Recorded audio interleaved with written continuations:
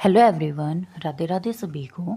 सबसे पहले मैंने जो स्टडी स्टार्ट की थी वो मैंने इंग्लिश सब्जेक्ट से स्टार्ट की थी। इंग्लिश में मैंने match the column, word swap और एरर डिडक्शन ये 3 क्लासेस ली थी और टोटल मैंने इंग्लिश को 3.5 घंटे दिए थे।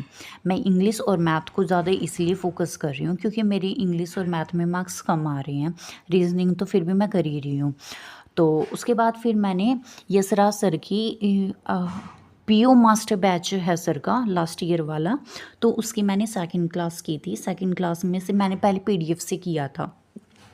उसमें जो इनपुट डिवाइसेस वाले क्वेश्चन थे, कोडिंग डिकोडिंग वाले क्वेश्चंस थे, मैंने पीडीएफ इसलिए पहले ओपन की थी ताकि जो मैंने लास्ट क्लास में ये कोडिंग डिकोडिंग और इनपुट आउटपुट के जो मैंने कंसेप्ट पूरे लिखे थे, मैं उनको पुट करके फिर मैं देख रही थी कि मैं कितना कर रही हूँ और कितना नहीं कर पा रही हूँ।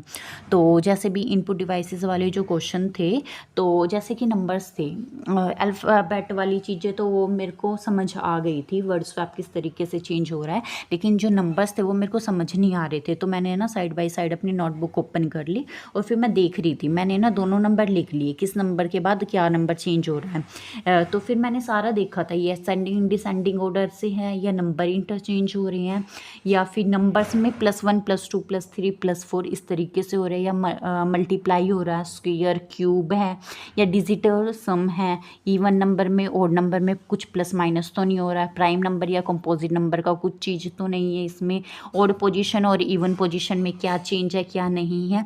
इस तरीके से मैंने जो प्रॉपर नोट्स बना रखे थे उसी के थ्रू मैंने सारी चीज़ें ये सॉल्व करने की कोशिश की थी। लास्ट ऑप्शन तो है ही, अदरवाइज़ तो सर ने जो वीडियो में बताया हुआ है तो उससे मैं कर सकती थी, लेकिन पहले मैंने ना अपने आप सॉल्व करने की कोशिश की थी। कोडिंग डिकोडिंग वाले और इनपुट आउटपुट वाले ये भी मैंने काफ़ी क्वेश्चन सॉल्व किए थे और जो मेरे को समझ नहीं आ रहा था, इस तरीके से मैं साइड में अपनी नोटबुक ओपन कर रही थी और उसमें से मैं देख देख के फिर मैं सॉल्व करने कंसेप्ट लगाने की कोशिश कर रही थी। फिर उसके बाद फिर मैंने सबसे पहले फिर किया मैंने मैथ भी मैंने पीडीएफ से किया था। पीडीएफ से, लेकिन ये था कि पीडीएफ से मेरे से क्वेश्चन सॉल्व नहीं हो रहे थे। जो मैंने ना सारे क्वेश्चन पहले मैंने चेक किए कि मेरे से कितना हो पा रहा है या कितना नहीं हो पा रहा है। मेरे से एक डीआई तो बन रही थी, बाकी नहीं बन रही थी।